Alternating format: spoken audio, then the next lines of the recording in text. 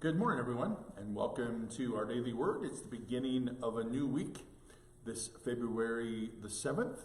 Glad you could join me on this Monday morning for our continued journey through our daily word together and what it means for us and how it helps us to live our lives. I'm in the sanctuary this morning. The sun's shining through the stained glass, so it's a beautiful morning. Hope you're enjoying this day, this weather after what happened last week and all that bad weather, but we needed some snow and it's not all bad. So I'm glad you could join me for our time together as we share our lives with each other and live and build community.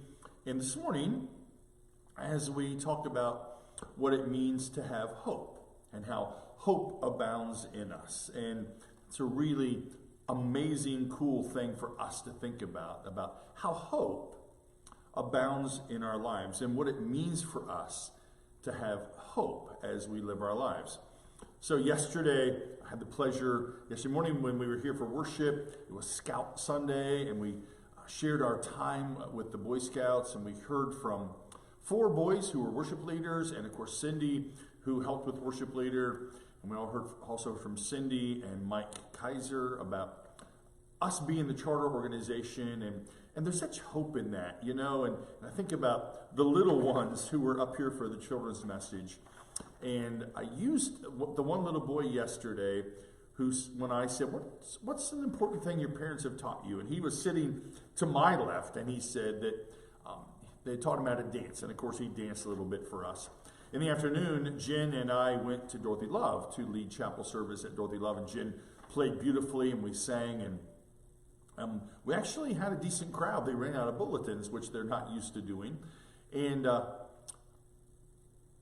talked about that little boy and that he danced. And to me, you know, it gives us hope about what the future's about, that inside him is this capacity, if you will, to dance. And that gives us hope. So in the midst of that, you know, I voiced my struggles and my feelings of being inadequate and not good enough.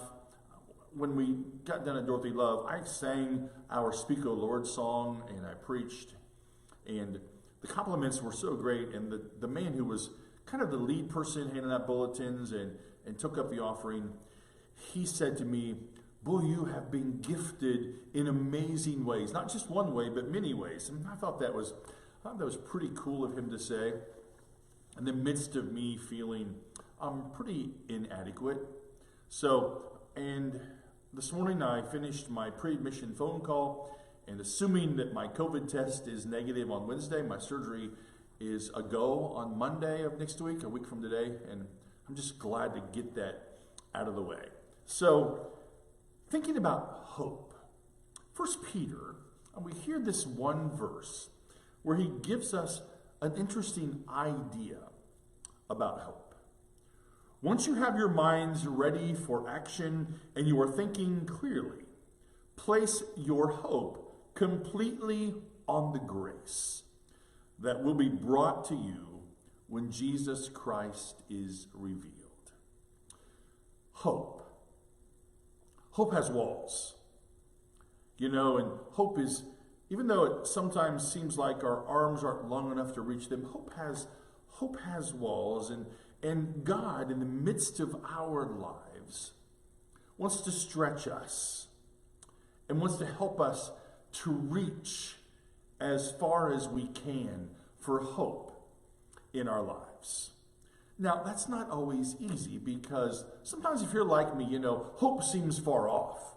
You know, we live in the moments, the days of ups and downs, and sometimes hope seems far off. But 1 Peter says to us, when we have our minds ready for action, and we're thinking clearly, when we're invested in what we're doing, like yesterday in worship, you know, we think about when we sang the song, what it means, make me a servant. When we're fully invested in that, when we are ready to go, and we have hope, 1 Peter says to us that we should place our hope on the grace of God. Now, what is grace? Grace is this freely given gift to us. Grace is something that comes to us when we don't deserve it. Grace is about forgiveness when we don't deserve it. Grace is about hope when it seems that all is lost and there is no hope. And he says to us that we find this grace when Jesus Christ is revealed to us.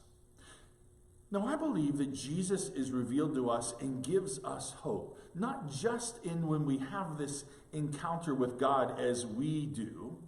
And you know, I've told you before, there are many, many, many mornings, sometimes every morning, that I'm here by myself in the dark in this place, in the sanctuary. And it's here where I have those encounters with Jesus Christ, with God.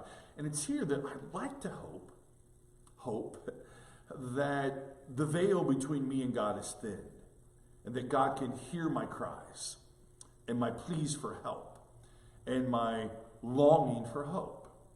But then I think also that hope comes to us in the midst of the Dorothy Love yesterday. The doors that go into the chapel, if you've been there. I went inside.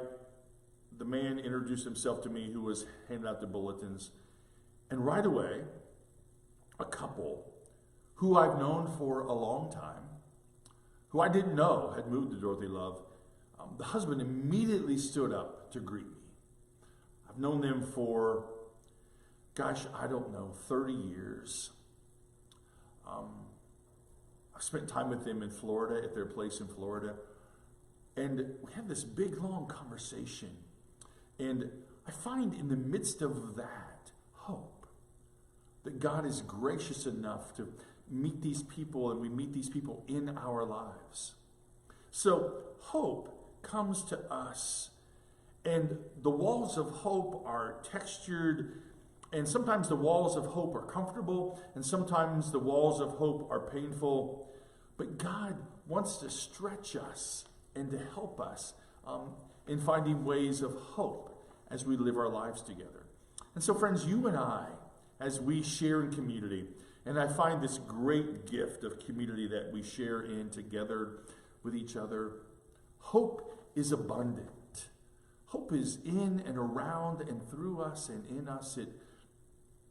It lives in us. It recycles through me and you to me. And 1 Peter says, once we're ready, once we think clearly, once we know where we're going, if you will, that our hope is placed on grace. And grace is a free gift. And if we know that God is in us and through us, and that grace is abundant in us, then hope is what we hold on to. You know, I have to tell you that, another surgery is not what I want or need in life. It's necessary. But I'm reminded, that in all of this, that hope abounds. And that God's grace is sufficient. We talked about that yesterday. That grace is sufficient. That God's grace changes us. And in grace, then Peter reminds us that we find hope. And hope sustains us. So I pray that in your lives, in the midst of the winter season, that you'll find hope and hold on to hope and know that grace sustains in us this hope that God gives to us. And God wants to stretch us. And I think every day that God stretches you and me as we hear this word and helps it to come alive in us as we share our lives with each other. So, friends, know of hope. May God stretch us. And may this grace that's so freely given to us, might we recognize it in us as a gift of God. And might it be enough and sufficient in our lives. Thanks for joining me today. I appreciate it. Enjoy the beauty of this day. Know of God's grace and mercy and love in your lives. Know of my love for all of you. And I look forward to seeing you tomorrow morning at 10 o'clock. Have a great day.